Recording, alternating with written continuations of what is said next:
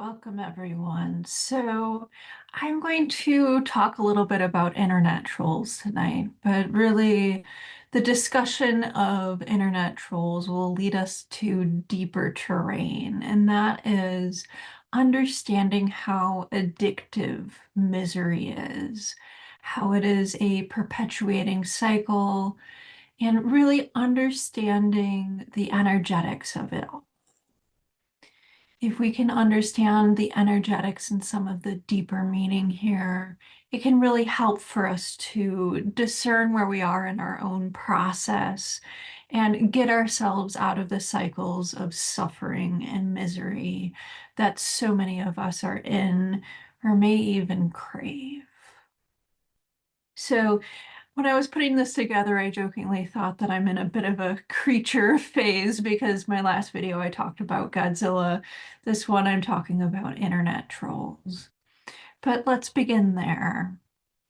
So, if we're looking into the dynamics of a specific group or a specific type of archetype, a specific sort of persona, the internet troll is an interesting one.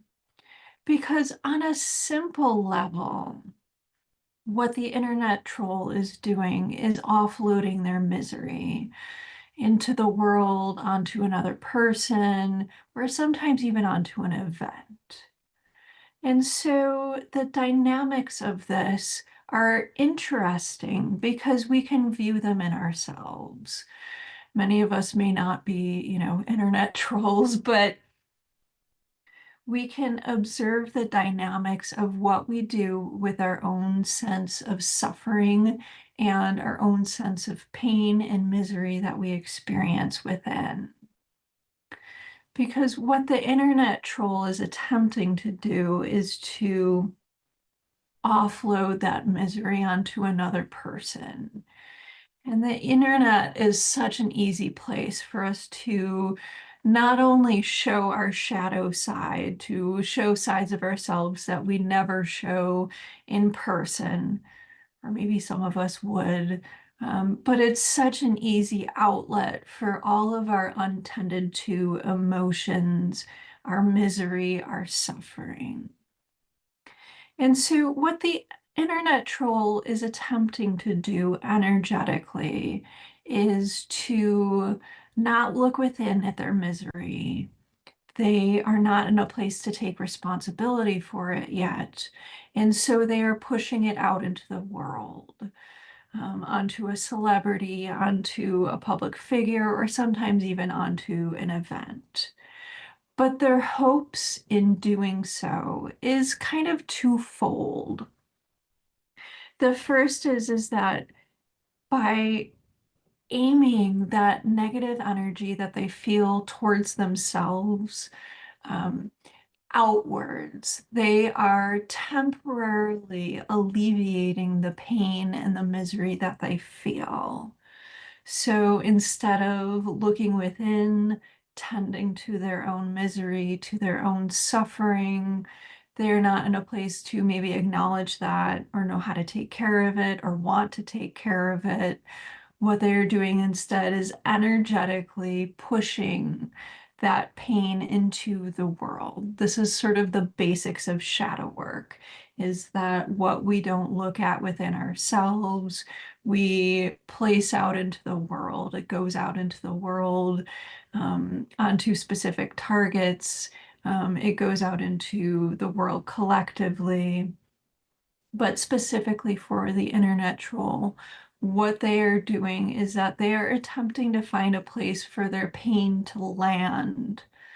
And by doing so, by kind of pushing their energy onto the internet, what they are hoping for is an alleviation of that pain, energetically pushing that out of themselves temporarily, energetically creates a feeling of expansion. So, suffering to us energetically very much feels like contraction within. It is an energy like a closed fist within us.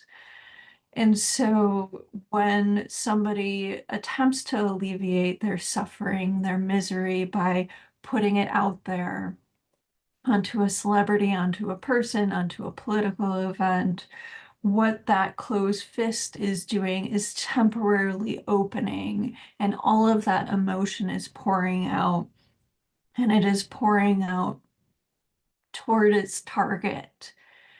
And their hope in trolling is to make somebody feel as bad as they do, which is part of things. And they're also hoping for engagement because as much as we desire to let go of our human misery, to escape it, to not feel it, to offload it somewhere else like the internet, our misery also has an extremely addictive quality to it. And so the second fold, so to speak, of what the internet troll is doing is that they're shoving their misery out there in a way to attempt to expand it, to push it away from themselves, to temporarily open that closed fist, to make themselves temporarily less miserable, distract themselves from their suffering. And the second fold, so to speak, is that they're hoping for engagement. They are hoping for somebody to be upset at them, to respond to them. They're hoping, in many cases, to bring somebody down to their level, so to speak, because then they can feel that addictive quality that is so present with misery. If somebody is fighting an external battle, especially one in which they can feel self-righteous, in which they can feel morally superior, or on the other hand, if they're just trying to tear somebody down, there is a feeling of victory with that, and that becomes an addictive feeling. And so let me explain the addictive nature of suffering a little bit further. Because I explained the first part with what we do overall with our misery, with our suffering, if we are not in a place to take responsibility for it. And by that, I mean to look within as to the cause of that, is that we will be in this cycle, just like the internet troll, of attempting to push it outwards. Everybody else is the problem. And you can see people who are locked into this misery, into this suffering, because they are stuck in a cycle of perpetual misery. They are stuck in a cycle in which they wish to tear the world and the people in it down. Our misery, our suffering is very much aligned with the destructive instincts within us. We have destructive instincts that are associated with things like annihilation, with death, with self-loathing, with self-hatred. And so, and then we also, on the opposite end of the spectrum, have constructive energies that are associated with life, with positivity, with uplifting, with peace, stillness, happiness. And so I am not somebody that supports toxic positivity. I'm somebody who that thinks that everybody should be happy all the time.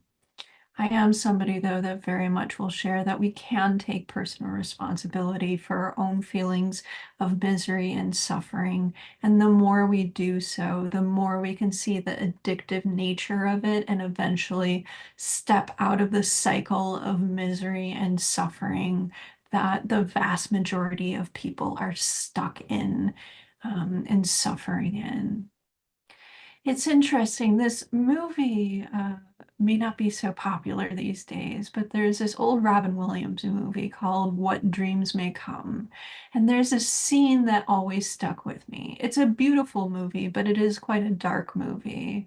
Robin Williams kind of, well, he does travel through various interworlds and aspects of the underworld after his wife's death by suicide. And she was a painter, so there's a lot of artistic elements there. But there's one scene in which he's being ferried across the River Styx by a representative, Sharon, the ferryman there. And what happens is that he looks down and he sees all of these people that are naked and sort of reaching out to him and moaning and trying to grab him down. And they are doing that. That to me, that scene so represented what the experience of suffering is like, what the experience of true kind of suffering on a soul level that experience is.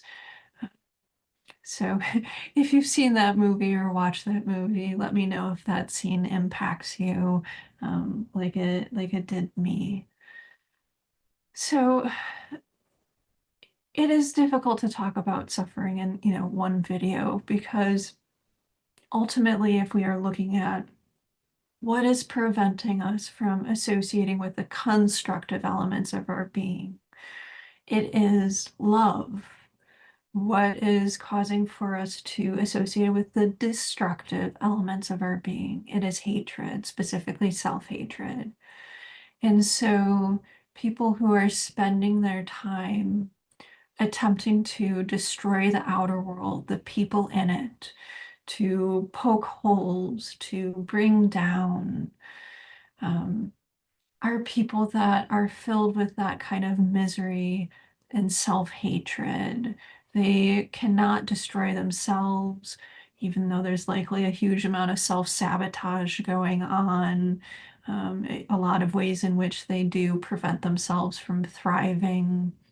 But the destructive aspects of their being are simply too much. They are too present, too um,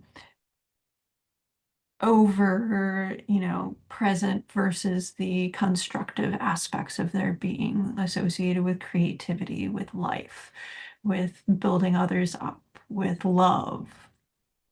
And so ultimately, if I'm setting up this duality, you can understand that it is the difference between love and hatred. If you followed along with some of my other work, I truly believe that spiritual awakening eventually leads somebody into a place of this spiritual heart opening, which is a feeling of deeply being loved by something much larger than ourselves, as well as allowing ourselves to feel love and looking at what the barriers are to that. There's this quote by Anais Nin that I love that talks about how we do not grow unilaterally. We have some aspects of our being that grow more than others. And so, in setting up, talking about the internet troll, it's easy to go into a place of internet troll bad. But like with all people, we are simple but complicated. That person may just simply be having a bad day.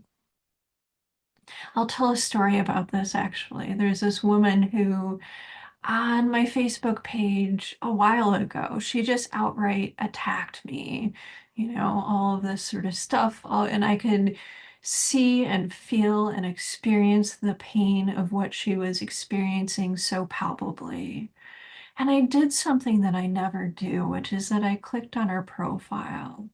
By this point, I will say that this was a number of years ago, but I felt like kind of an urge to do it, not out of any reason to you know, get back at her or anything like that, but just a recognition that there was something present there that I needed to see for my own awakening, for my own understanding.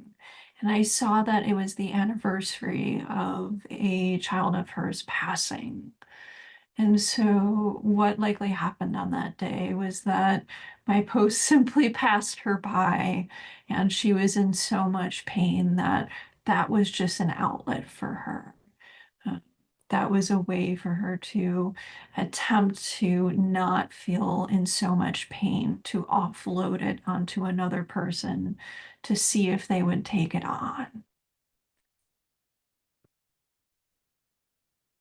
And so it's always helpful to understand that we are not monoliths. There are people that are firmly incredibly stuck in that sort of internet troll where they can not take any responsibility for themselves, where they spend their days and their lives destructing, attempting to annihilate the world and everybody in it, out of their own pain. Because if they were to look at their own pain, it would be too much, or they're not ready to, they're not conscious enough to. All of those things are factors. And then we add in the bad day or bad week or bad lifetime in some people's cases, and we can come to a place of understanding and compassion, even of the internet trolls of our world, because most of them are just attempting to offload their suffering they don't know how to deal with. And if we go to the second half of things again, what they're really hoping for is a feeling of engagement, a place for them to feel engaged with humanity in a way. Is it a negative way? Yes, but engaging in some capacity. But let's also talk about the addictive quality of suffering. And we can see this in the internet troll. Because is the internet troll looking for people to agree with them? Sometimes, maybe. Is the internet troll looking for people to react? And by reacting energetically, taking on their pain.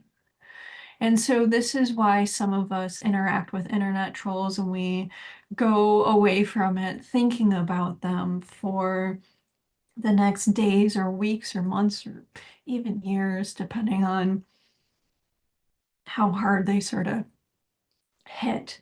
Um, and what the internet troll is doing in some capacity is stealing power.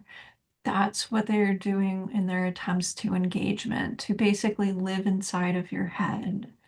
And so if you approach them with compassion or even with neutrality or even with kind of laughter, because some of the things that people do when they are miserable are unfortunate, or even if you see it as pathetic, that is a good start. If you see it as laughable, that is a good start.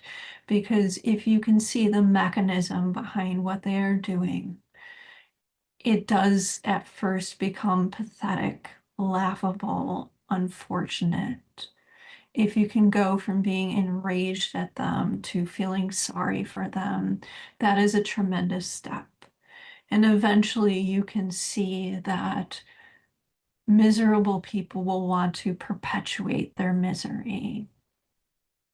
Put it another way, people who aren't miserable aren't looking to tear the world and the people in it down anymore.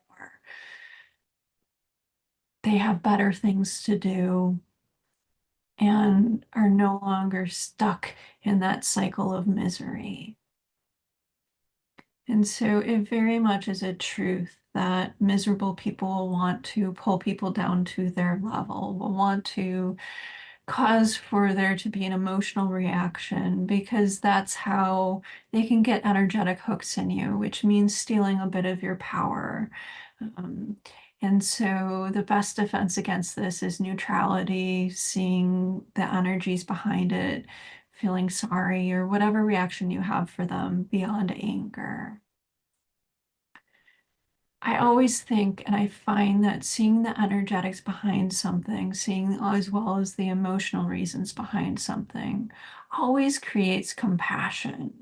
Just like as the story I told with that woman, we can acknowledge and recognize that the internet troll is creating a ripple of suffering around them because they are suffering.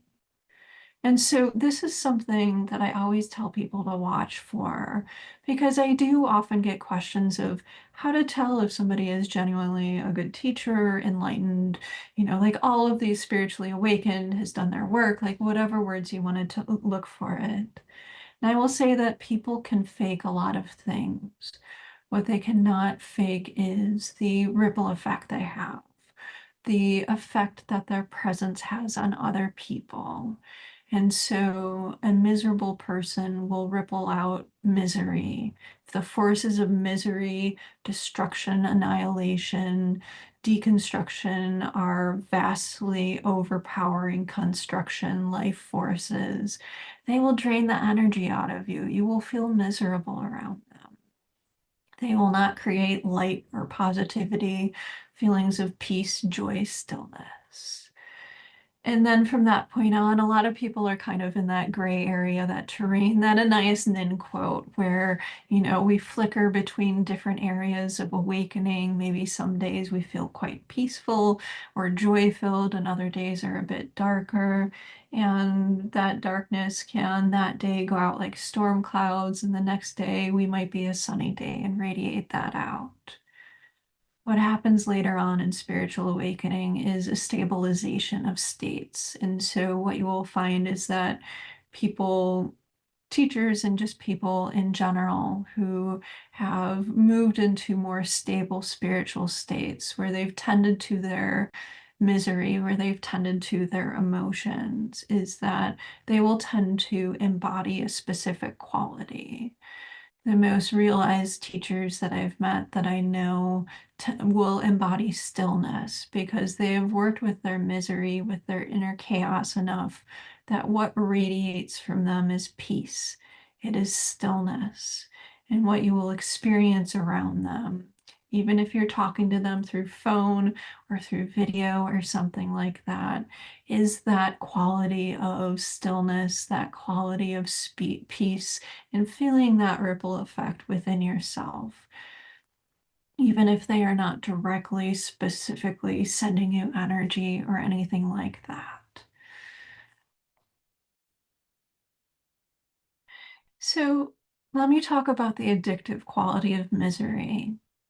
Because ideally, we live in a world where all of us were able to take personal responsibility for ourselves, to look at our suffering and to do healing work with it, to question it, or at the very least, have the awareness that we do not want our personal misery, our personal suffering to visit our children or to be put out into the world. And so many of us are in an intermediate stage where we may feel an emotional reaction to somebody, but we know how to be diplomatic. We know how to take a back seat and know that the dynamics of somebody like an internet troll enough to not engage with them, to not give them the fuel, the fodder, the headspace that they are looking for. So even if there's an emotional reaction, there isn't quite the same hook by kind of not engaging with them. And this is also really great personal fodder for doing our own work. Because over time, what happens when you do shadow work is that less and less people will bother you. And so the people that come into your life that are of great annoyance, that really bother you, that really cause for you to get in that obsessive cycle of thinking about them, there is something there for you to look at within. And so I recently wrote a social media post about how spiritual awakening, when you break it down in a very unsexy way, is about taking personal responsibility for ourselves in greater and greater way. And that way we can go through stages of development where spiritually we begin as infants and we can come into a place of spiritual adulthood. And so the first and last step of spiritual awakening, I very much find, is about taking personal responsibility for our suffering, is to looking at it and looking at it enough until we can transmute it, until it no longer is a source of chaos and consternation within us. But let me talk about the addictive quality. In my book, The Body Deva, I refer to this concept called the tornado of chaos. Gabor Mate talks about it in some of his work as well. I thought of and perceived the tornado, and then I found his work, which added to my understanding of it as well. But what I perceived was basically the oscillation of the human aura. And if that's getting a little woo for you, hang with me for a moment. And what that means is that we tend to get used to a certain amount of chaos, a certain amount of misery and suffering in our life. And so, what happens when we do not experience that level of drama, misery, suffering is that we then try to create it to keep ourselves sort of, our aura sort of oscillating at the same level, to keep our energy at the same sort of level. Even if that level is a level that is destructive or creates suffering for us or creates kind of bad ripples from us, so to speak. And you may ask, like, why somebody would want to do this. It's because um, we very much, in traumatized states, in stressed out states, in the modern world, we get used to our reality. We fear change. We fear change on a behavioral level. We also fear change on an energetic level. And so, if our entire being is radiating out anxiety, we may want with every fiber of our being to change that, to not feel anxiety or not get panic attacks or whatever we are experiencing. But there is enormous fear there because if our energy were to chill out a little bit, we would not be so on guard. We would not notice or supervise or be on alert of absolutely everything around us. And so that very much is the trade-off. First of all, there's a degree of awareness that people can get to where they recognize, like, oh, yeah, beyond kind of just the emotional healing, spiritual healing on a basic level, my baseline energy is used to being in a heightened state. And that maybe I should explore how to tamper that down slowly over time so that my being radiates peace, my energy oscillates at a sort of slower level, which is a more peaceful sort of level, or a heart-based level, all that good heart math sort of stuff that's out there. And so this brings us to our final question or our final thought about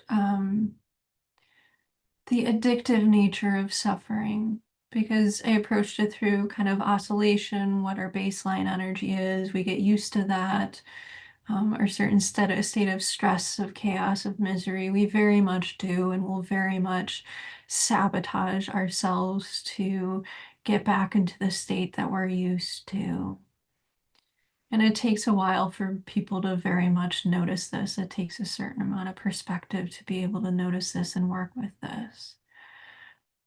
But we can also talk about how misery itself is not only loves company, not only loves to drag others down with it, like that person drowning or those bodies that compose the river Styx in What Dreams May Come, the movie I referred to.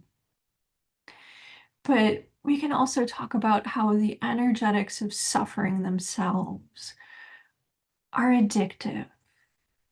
And so we all have specific emotional responses. But if we are to look at the energetics of this addiction to suffering, most of us will be aware of how, if we pass on the road and we see a car wreck, a motorcycle wreck, that we will automatically want to look there. There are a lot of reasons for this, but that can be one example of how our minds naturally gravitate towards chaos and suffering. If you look on social media, if you look on gossip websites, if you look on all sorts of websites, and state news stations. They perpetuate this addiction that we have to suffering. And this is because if the forces within us are more aligned with destruction, with our own self-hatred, our own self-loathing, our own misery, what our brain, our body, our soul requires at that point is to see that misery played out in the world. And so we will actively search for it. And we can always find it in today's world. This is yet another example of kind of displacement, but it's also an example of how we very much can get hijacked by our own feelings of misery and all of the hatred that goes into that, and spend our days, spend our lives having our lives directed by the forces within us that are associated with our self-hatred, with our self-loathing, with our misery. And so we will actively seek out that misery. I very much agree with the thought of like, paying attention to things, there's a balance between being informed and staying sane sort of things. And so it's very much a balance that people need to experience for themselves. What I will say is that it is possible to question this cycle of misery, the addictive quality of it, to discern and question with yourself, am I being led by my misery? Am I being led by the destructive suffering aspects of myself to feed on the suffering of others, to feed on the suffering of the world? Um, where am I being, called towards the forces of life? Am I being called towards the forces of love, the constructive aspects of things? Because if somebody is being honest, they can start to see within themselves, like, hey, am I always trying to tear people down? Am I always trying to poke holes in things? Do I always only see the negative, chaotic aspects of existence? Because for sure they are there. That is the first thing that I always share with people is that, yeah, there's a lot of misery, there's a lot of suffering in the world. There are horrible things going on in the world. And so many people go towards, ideologies which say to ignore it or give some kind of platitude that everything is right in the universe. And on some mega gargantuan level, okay, there's organization there, but on a human level, all of us should feel and should acknowledge the sort of travesties and unfortunateness that comes with human life. And there is a practice, if we go deep enough into acknowledging our suffering on a personal level, transpersonal level, so witnessing our suffering, how we put it out in the world, suffering of others, and then we can go on to groups and the world as a whole, and recognizing the suffering in kind of wide scales. What happens if we truly acknowledge this, if we truly feel it? And I know it's a big ask to ask anybody to do this, but that we actually experience a bit of perspective on it. We are not so mired in it. There's a little bit of space between us and that event. That's more difficult when the event is happening to us.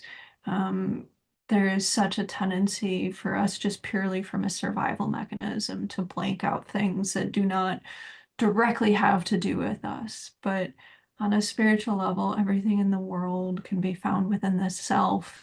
All of the suffering people in the world are an aspect of ourselves.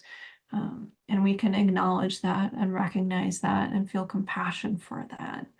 And so sometimes I run across people who believe that spiritual awakening leads to a feeling of numbness, a feeling of dissociation, an experience of, not having morals or not caring about others. And so frequently I find that that is what is popularized because that's what people want. They want to not feel in a world that sometimes can be quite terrifying and quite horrible and quite filled with trauma. What I can say is that if you do allow yourself to feel over time, what emerges isn't numbness, it isn't feeling absolutely nothing or feeling like everything is perfect. It is being in a place of deep compassion and yet having enough perspective that your day, your body, your life isn't so overwhelmed, isn't so enmeshed with what is happening. Basically, having an adult capacity in those places.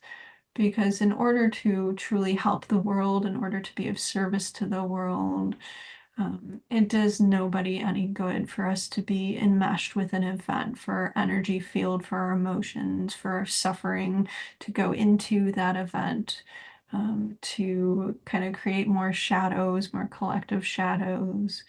Um, what is really helpful is for us to be functional, be whole, to recognize all of our emotions regarding something. And in doing so, we can experience a sort of clarity and, more significantly, adult functionality, which can really be supportive to others instead of feelings of chaos, loss of power, loss of knowing what to do in such situations. So I've talked enough. Hopefully you found this interesting. What I will say is that it is always a question of what sort of energy we radiate out, and in time we can see or feel the ripple effect that we have on the world. And if we do catch ourselves in becoming that internet troll on a bad day, or just wanting to participate in the misery of others or drag somebody into our misery, um, there is a vast difference between doing that, stopping ourselves from doing that, and then going more towards the healed or constructive aspects of our being, which may reach out for support, for assistance through that, for a listening ear, for something creative, life affirming, beautiful, instead of allowing for that destructive, hate filled aspect of ourselves to get immersed in the suffering and the addiction to suffering that we have. That is how we can all break the cycle and all heal our inner internet troll.